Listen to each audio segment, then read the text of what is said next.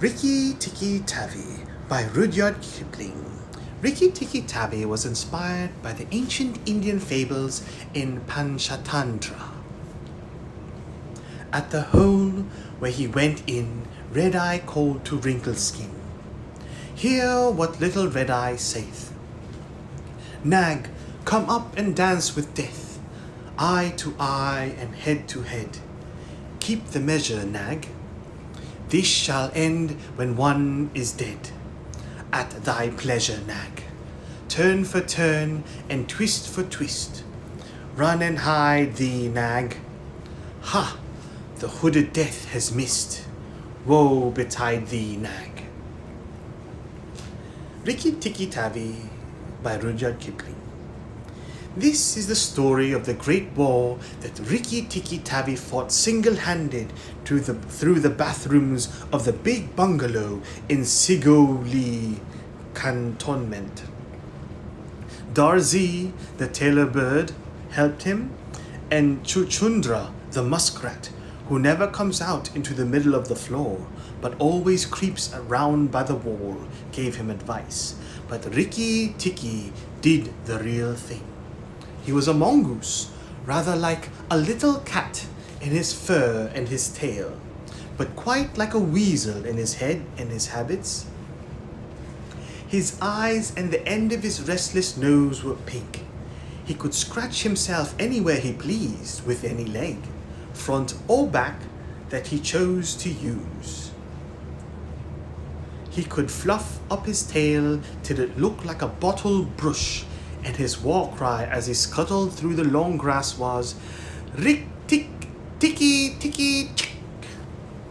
One day, a high summer flood washed him out of the burrow where he lived with his father and mother, and carried him, kicking and clucking, down a roadside ditch.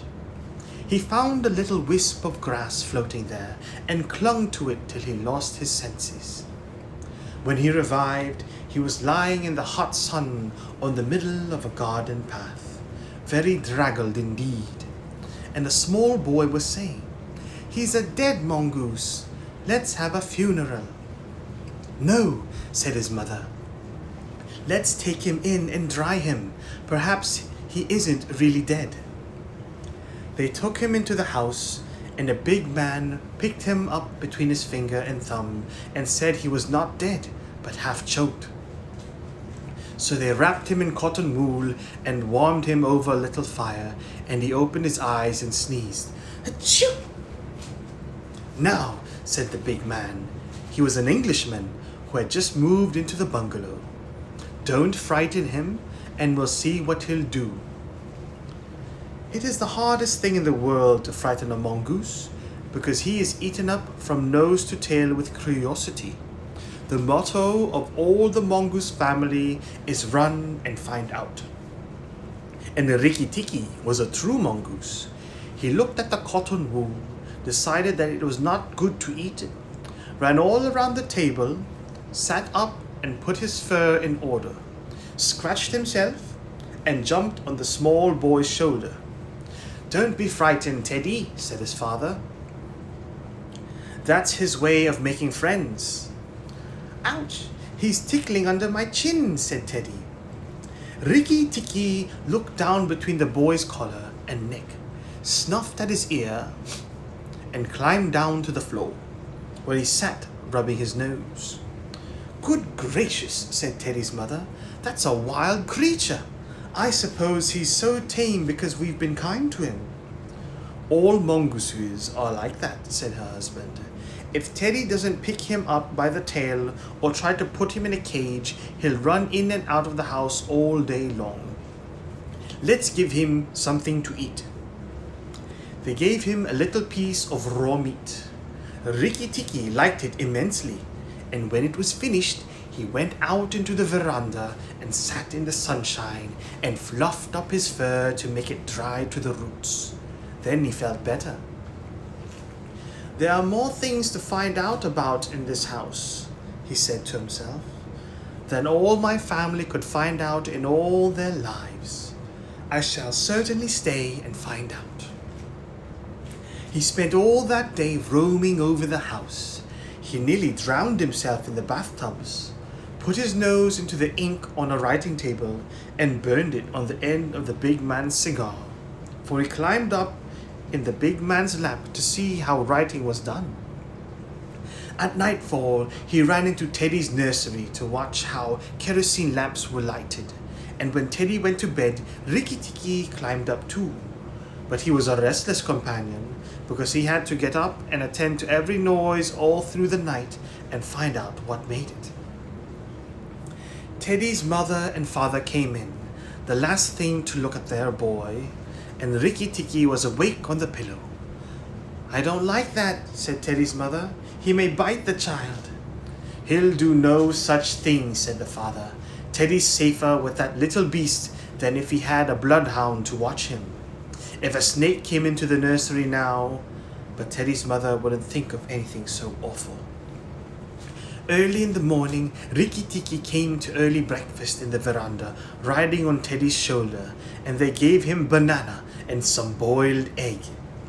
He sat on all their laps, one after the other, because every well-brought-up mongoose always hopes to be a house mongoose someday and have rooms to run about. And Rikki-Tikki's mother, she used to live in the general's house at Sigoli, had carefully told Rikki what to do if ever he came across white men. Then Rikki-Tikki went out into the garden to see what was to be seen. It was a large garden, only half cultivated, with bushes as big as summer houses, of Marshall Neal roses, lime and orange trees, clumps of bamboos, and thickets of high grass. Rikki-Tikki licked his lips. "This is a splendid hunting ground," he said, and his tail grew bottle brushy at the thought of it, and he scuttled up and down the garden, snuffing here and there, till he heard very sorrowful noises in a thorn bush. It was Darzee, the tailor bird, and his wife. They had made a beautiful nest by pulling two big leaves together and stitching them up the edges with fibers, and had filled the hollow with cotton and downy fluff. The nest swayed to and fro as they sat on the rim and cried. "What is the matter?" asked Rikki-Tikki. "We are very miserable," said Darzee. "One of our babies fell out of the nest yesterday and Nag ate him." "Hm," said Rikki-Tikki. "This is very sad, but I am a stranger here. Who is Nag?" Darzee and his wife only cowered down in the nest without answering. For from the thick grass at the foot of the bush there came a low hiss. Hiss. A horrid cold sound that made Rikki-Tikki jump back to clear feet. Then inch by inch out of the grass rose up the head and spread hood of Nag, the big black cobra. And he was 5 feet long from tongue to tail when he had lifted 1/3 of himself clear off the ground. He stayed balancing to and fro, exactly as a dandelion tuft balances in the wind. And he looked at Rikki-Tikki with wicked snake eyes that never changed their expression, whatever the snake may be thinking of. "Who is Nag?" said he. "I am Nag. The great god Brahm put his mark upon all our people when the first cobra spread his hood to keep the son of Brahm as he slept. Look and be afraid." He spread out his hood more than ever, and Rikki-Tikki saw the spectacle mark on the back of it. That looks exactly like the eye part of a hook and eye fastening. He was afraid for a minute, but it is impossible for a mongoose to stay frightened for any length of time. And though Rikki-Tikki had never met a live cobra before, his mother had fed him on dead ones, and he knew that all a grown mongoose's business in life was to fight and eat snakes. Nag knew that too, and at the bottom of his cold heart he was afraid. Well, said Rikki-Tikki, and his tail began to fluff up again. Marks or no marks, do you think it is right for you to eat fledglings out of a nest? Nag was thinking to himself and watching the least little movement in the grass behind Rikki-Tikki. He knew that mongooses in the garden meant death sooner or later for him and his family. But he wanted to get Rikki-Tikki off his guard. So he dropped his head a little and put it on one side. Let us talk, he said. You eat eggs. Why should not I eat birds? Behind you! Look behind you, sang Darzee. Rikki-Tikki knew better than to waste time in staring. He jumped up in the air as high as he could go, and just under him whizzed by the head of Nagaina, Nag's wicked wife. She had crept up behind him as he was talking to make an end of him. He heard her savage hiss, hiss, as the stroke missed. He came down almost across her back, and if he had been an old mongoose, he would have known that then was the time to break her back with one bite. But he was afraid of the terrible lashing return stroke of the cobra. He bit indeed, but did not bite long enough, and he jumped clear of the whisking tail, whoosh, leaving Nagaina torn and angry. Wicked, wicked Darzee, said Nag, lashing up as high as he could reach toward the nest in the thorn bush. But Darzee had built it out of reach of snakes, and it only swayed to and fro. Rikki-Tikki felt his eyes growing red and hot. When a mongoose's eyes grow red, he is angry, and he sat back on his tail and hind legs like a little kangaroo and looked all around him and chattered with rage. But Nag and Nagaina had disappeared into the grass. When a snake misses its stroke, it never says anything or gives any sign of what it means to do next. Rikki-Tikki did not care to follow them, for he did not feel sure that he could manage two snakes at once. So he trotted off to the gravel path near the house and sat down to think. It was a serious matter for him. If you read the old books of natural history, you will find they say that when the mongoose fights the snake and happens to get bitten, he runs off and eats some herb that cures him. That is not true. The victory is only a matter of quickness of eye and quickness of foot. Snakes blow against mongooses jump, and as no eye can follow the motion of a snake's head when it strikes, this makes things much more wonderful than any magic herb. Rikki-Tikki knew he was a young mongoose, and it made him all the more pleased to think that he had managed to escape a blow from behind. It gave him confidence in himself, and when Teddy came running down the path, Rikki-Tikki was ready to be petted, but just as Teddy was stooping, something wriggled a little in the dust, and a tiny voice said, "Be careful, I am death." It was Karait, the dusty brown snakeling that lies for choice on the dusty earth, and his bite is as dangerous as the cobra's. But he is so small that nobody thinks of him, and so he does the more harm to people. Rikki-Tikki's eyes grew red again, and he danced up to Karait with the peculiar rocking, swaying motion that he had inherited from his family. It looks very funny, but it is so perfectly balanced a gait that you can fly off from it at any angle you please. And in dealing with snakes, this is an advantage. If Rikki-Tikki had only known what he was doing, a much more dangerous thing than fighting Nag, for Karait is so small and can turn so quickly that unless Rikki bit him close to the back of the head, he would get the return stroke in his eye or his lip. But Rikki did not know. His eyes were all red, and he rocked back and forth, looking for a good place to hold. Karait struck out. Rikki jumped sideways and tried to run in, but the wicked little dusty grey head lashed within a fraction of his shoulder, and he had to jump over the body, and the head followed his heels close. Teddy shouted to the house, "Oh, look here, our mongoose is killing a snake." And Rikki-Tikki heard a scream from Teddy's mother. His father ran out with a stick, but by the time he came up, Karait had lunged out once too far, and Rikki-Tikki had sprung, jumped on the snake's back, dropped his head far between his forelegs, bitten as high up the back as he could get hold, and rolled away. That bite paralyzed Kite, and Rikki-Tikki was just going to eat him up from the tail after the custom of his family at dinner.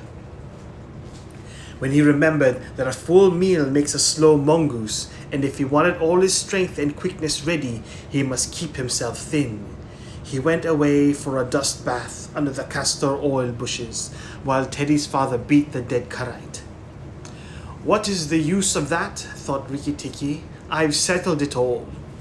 And then Teddy's mother picked him up from the dust and hugged him, crying that he had saved Teddy from death. And Teddy's father said that he was a providence, and Teddy looked on with big scared eyes. Rikki-Tikki was rather amused at all the fuss, which of course he did not understand. Teddy's mother might just as well have petted Teddy for playing in the dust. Rikki was thoroughly enjoying himself. That night at dinner, walking to and fro among the wine glasses on the table, he might have stuffed himself 3 times over with nice things, but he remembered Nag and Naganya, and though it was very pleasant to be patted and petted by Teddy's mother and to sit on Teddy's shoulder, his eyes would get red from time to time, and he would go off into his long war cry of Rikki-Tikki-Tavi. Teddy carried him off to bed, and insisted on Rikki-Tikki sleeping under his chin. Rikki-Tikki was too well bred to bite or scratch, but as soon as Teddy was asleep, he went off for his nightly walk around the house, and in the dark he ran up against Chuchundra, the muskrat, creeping around by the wall. Chuchundra is a broken-hearted little beast. He whimpers and cheeps all the night, trying to make up his mind to run into the middle of the room, but he never gets there. "Don't kill me," said Chuchundra, almost weeping. "Rikki-Tikki, don't kill me. Do you think a snake killer kills muskrats?" said Rikki-Tikki scornfully. "Those who kill snakes get killed by snakes," said Chuchundra, more sorrowfully than ever. "And how am I to be sure that Nag won't mistake me for you some dark night?" "There's not the least danger," said Rikki-Tikki, "but Nag is in the garden, and I know you don't go there." "My cousin Chua the rat told me," said Chuchundra, and then he stopped. "Told you what?" "Shh! Nag is everywhere, Rikki-Tikki. You should have talked to Chua in the garden." "I didn't, so you must tell me. Quick, Chuchundra, or I'll bite you." Chuchundra sat down and cried till the tears rolled off his whiskers. "I am a very poor man," he sobbed. "I never had spirit enough to run out into the middle of the room." "Hush, I mustn't tell you anything. Can't you hear, Rikki-Tikki?" Rikki-Tikki listened. The house was still as still, but he thought he could just catch the faintest scratch in the world. A noise as faint as that of a wasp walking on a window pane, the dry scratch of a snake's scales on brick work. "That's Nag or Naganya," he said to himself, "and he is crawling into the bathroom sluice." "You're right, Chuchundra. I should have talked to Chua." He stole off to Teddy's bathroom, but there was nothing there, and then to Teddy's mother's bathroom. At the bottom of the smooth plaster wall, there was a brick pulled out to make a sluice for bath water, and as Rikki-Tikki stole in by the masonry curb where the bath is, he heard Nag and Naganya whispering together outside in the moonlight. "When the house is emptied of people," said Naganya to her husband, "he will have to go away, and then the garden will be our own again. Go in quietly, and remember that the big man who killed Kite is the first one to bite. Then come out and tell me, and we will hunt for Rikki-Tikki together." "But are you sure that there is anything to be gained by killing the people?" said Nag. "Everything. When there were no people in the bungalow, did we have any mongoose in the garden? So long as the bungalow is empty, we are king and queen of the garden. And remember that as soon as our eggs in the melon bed hatch, as they may tomorrow, Our children will need room and quiet." "I had not thought of that," said Nag. "I will go, but there is no need that we should hunt for Rikki-Tikki afterward. I will kill the big man and his wife and the child if I can, and come away quietly. Then the bungalow will be empty and Rikki-Tikki will go." Rikki-Tikki tingled all over with rage and hatred at this, and the Nag's head came through the sluice, and his 5 feet of cold body followed. Huss! Angry as he was, Rikki-Tikki was very frightened as he saw the size of the big cobra. Nag coiled himself up, raised his head, and looked into the bathroom in the dark, and Rikki could see his eyes glitter. "Now, if I kill him here, Nagaina will know, and if I fight him on the open floor, the odds are in his favor. What am I to do?" said Rikki-Tikki-Tavi. Nag waved to and fro, and then Rikki-Tikki heard him drinking from the biggest water jar that was used to fill the bath. "That is good," said the snake. Now when Karite was killed, the big man had a stick. He may have that stick still, but when he comes into bath in the morning, he will not have a stick. I shall wait here till he comes. Nagaina, do you hear me? I shall wait here in the cool till daytime." There was no answer from outside, so Rikki-Tikki knew Nagaina had gone away. Nag coiled himself down, coil by coil, round the bulge at the bottom of the water jar, and Rikki-Tikki stayed still as death. After an hour, he began to move, muscle by muscle, toward the jar. Nag was asleep, and Rikki-Tikki looked at his big back, wondering which would be the best place for a good hold. "If I don't break his back at the first jump," said Rikki, "he can still fight, and if he fights, oh, Rikki." He looked at the thickness of the neck below the hood, but that was too much for him, and a bite near the tail would only make Nag savage. "It must be the head," he said at last. "The head above the hood. And when I am at once there, I must not let go." Then he jumped. The head was lying a little clear of the water jar, under the curve of it, and as his teeth met, Rikki braced his back against the bulge of the red earthenware to hold down the head. This gave him just 1 second's purchase, and he made the most of it. Then he was battered to and fro as a rat is shaken by a dog, to and fro on the floor, up and down and around in great circles. But his eyes were red, and he held on as the body cart whipped over the floor, upsetting the tin dipper and the soap dish and the flesh brush, and banged against the tin side of the bath. As he held, he closed his jaws tighter and tighter, for he made sure he would be banged to death, and for the honor of his family, he preferred to be found with his teeth locked. He was dizzy, aching, and felt shaken to pieces when something went off like a thunderclap just behind him. A hot wind knocked him senseless, and red fire singed his fur. The big man had been wakened by the noise, and had fired both barrels of a shotgun into Nag just behind the hood. Rikki-Tikki held on with his eyes shut, for now he was quite sure he was dead. But the head did not move, and the big man picked him up and said, "It's the mongoose again, Alice. The little chap has saved our lives now." Then Teddy's mother came in with a very white face and saw what was left of Nag, and Rikki-Tikki dragged himself to Teddy's bedroom, and spent half the rest of the night shaking himself tenderly to find out whether he really was broken into 40 pieces, as he fancied. When morning came, he was very stiff, but well pleased with his doings. "Now I have Nagaina to settle with, and she will be worse than 5 nags, and there's no knowing when the eggs she spoke of will hatch. Goodness, I must go and see Darzi," he said. Without waiting for breakfast, Rikki-Tikki ran to the thorn bush where Darzi was singing a song of triumph at the top of his voice. The news of Nag's death was all over the garden, for the sweeper had thrown the body on the rubbish heap. "Oh, you stupid tuft of feathers," said Rikki-Tikki angrily. "Is this the time to sing? Nag is dead, is dead, is dead," sang Darzee. The valiant Rikki-Tikki caught him by the head and held fast. The big man brought the bang stick and Nag fell in 2 pieces. "He will never eat my babies again. All that's true enough. But where's Naganya?" said Rikki-Tikki, looking carefully around him.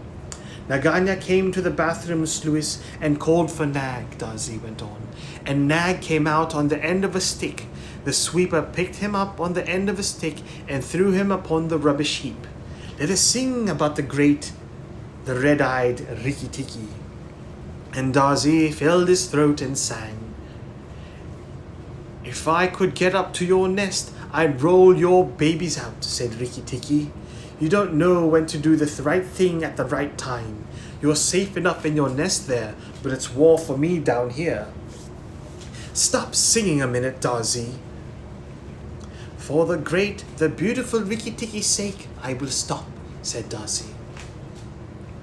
"What is it, O killer of the terrible Nag? Where is Naganya for the 3rd time?" "On the rubbish heap by the stables mourning for Nag. Great is Rikki-Tikki with the white teeth." "Bother my white teeth! Have you ever heard where she keeps her eggs?" "In the melon bed, on the end nearest the wall, where the sun strikes nearly all day. She hid them there 3 weeks ago." "And you never thought it worthwhile to tell me? The end nearest the wall, you said? Rikki-Tikki, you're not going to eat her eggs." "Not exactly, no, Darzee. If you have a grain of sense, you will fly off to the stables and pretend that your wing is broken and let Naganya chase you away to this bush. I must get to the melon bed, and if I went there now, she'd see me." Darzee was a feather-brained little fellow who could never hold more than one idea at a time in his head, and just because he knew that Naganya's children were born in eggs like his own, he didn't think at first that it was fair to kill them. But his wife was a sensible bird, and she knew that cobra's eggs meant young cobras later on, so she flew off from the nest and left Darzee to keep the babies warm and continue his song about the death of Nag. Darzee was very like a man in some ways. She fluttered in front of Naganya by the rubbish heap and cried out, "Oh, my wing is broken. The boy in the house threw a stone at me and broke it." Then she fluttered more desperately than ever. Naganya lifted up her head and hissed, "Hss! You warned Rikki-Tikki when I would have killed him. Indeed and truly you've chosen a bad place to be lame in."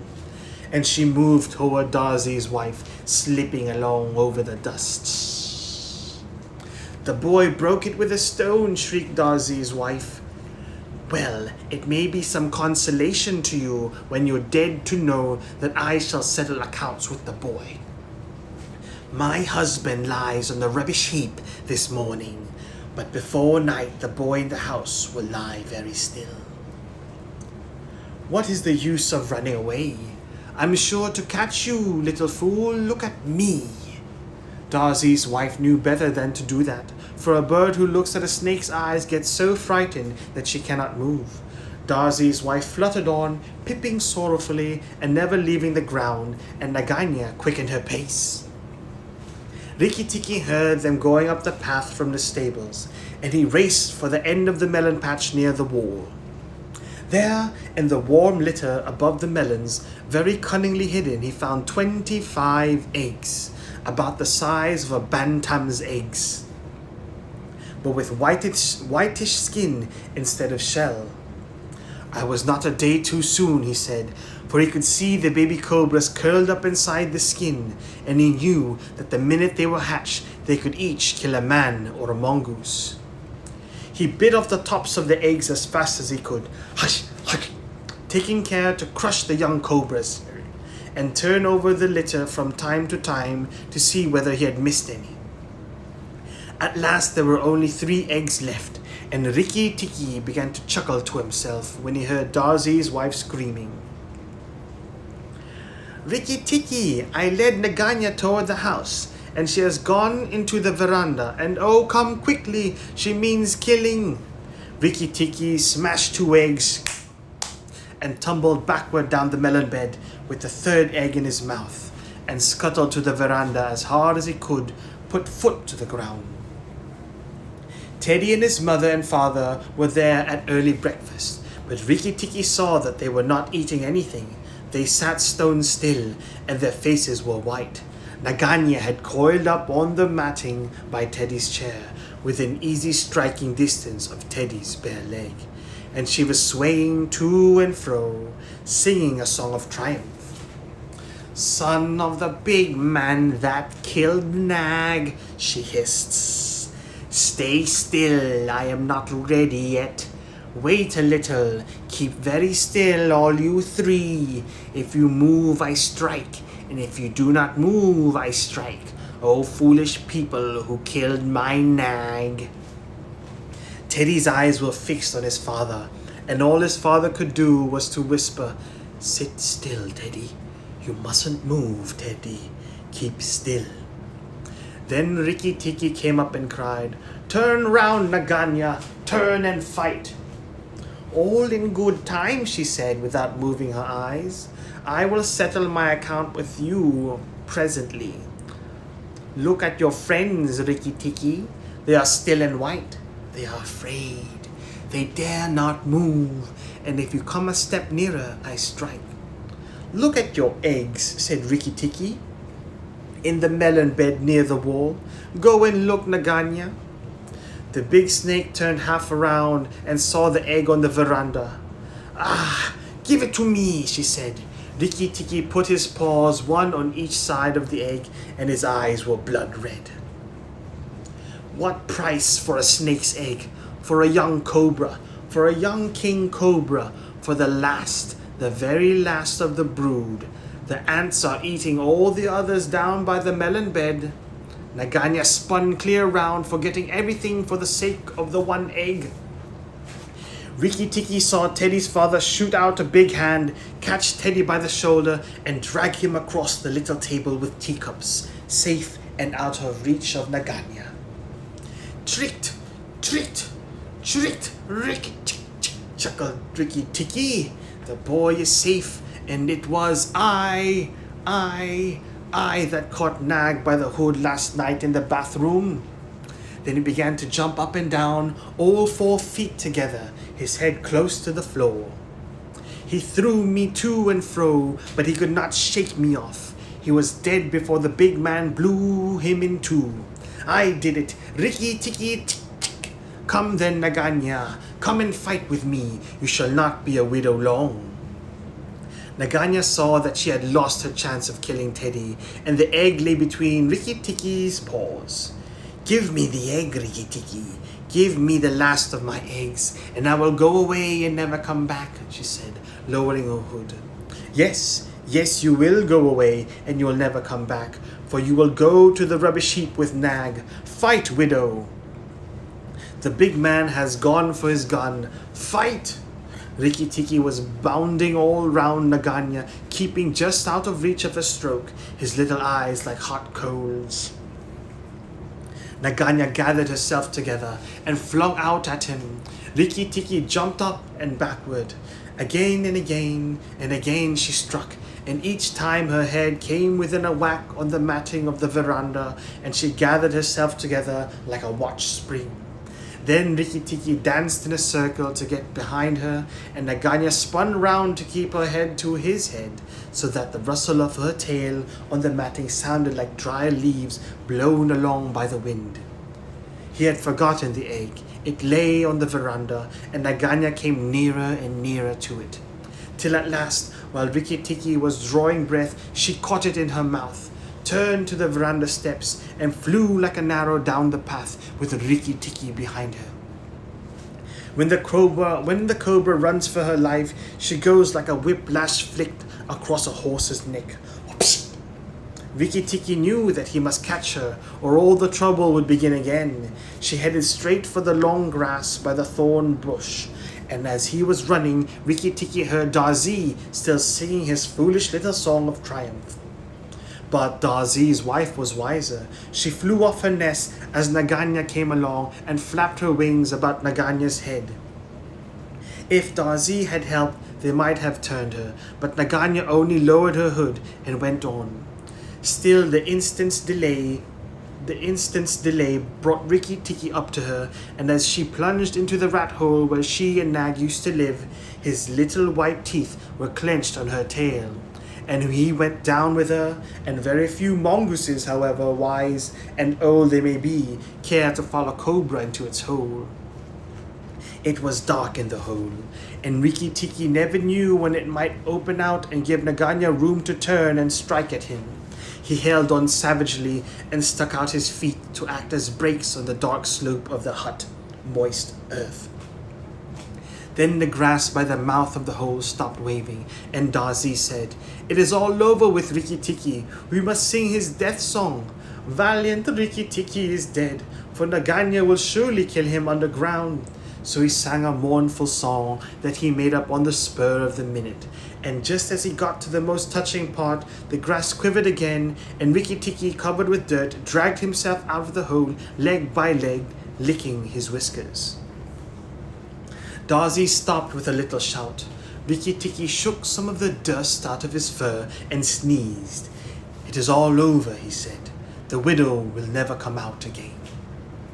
And the red ants that lived between the grass stems heard him and began to troop down, one after another, to see if he had spoken the truth. Rikki-Tikki curled himself up in the grass and slept where he was, slept and slept till it was late afternoon, for he had done a hard day's work. "Now," he said when he awoke, "I will go back to the house. Tell the coppersmith Darzee, and he will tell the garden that Naganya is dead. The coppersmith is a bird who makes a noise exactly like the beating of a little hammer on a copper pot, and the reason he is always making it is because he is the town crier to every Indian garden, and tells all the news to everybody who cares to listen." As Rikki-Tikki went up the path, he heard his attention notes, like a tiny dinner gong. And then he steady, ding dong tok. Nag is dead, dong. Naganya is dead, ding dong tok. That set all the birds in the garden singing and the frogs croaking, for Nag and Naganya used to eat frogs as well as little birds. When Rikki got to the house, Teddy and Teddy's mother, she looked very white still, for she had been fainting. And Teddy's father came out and almost cried over him. And that night he ate all that was given him till he could eat no more, and went to bed on Teddy's shoulder, where Teddy's mother saw him when she came to look late at night. "He saved our lives and Teddy's life," she said to her husband. "Just think, he saved all our lives." Rikki-Tikki woke up with a jump, for the mongooses are light sleepers. "Oh, it's you," he said. "What are you bothering for? All cobras are dead, and if they weren't, I'm here." Rikki-Tikki had the right to be proud of himself, but he did not grow too proud, and he kept that garden as a mongoose should keep it, with tooth and jump and spring and bite, till never a cobra dared to show its head inside the walls. The end. I hope you enjoyed this evening's story of Rikki-Tikki-Tavi by Rudyard Kipling. Good night.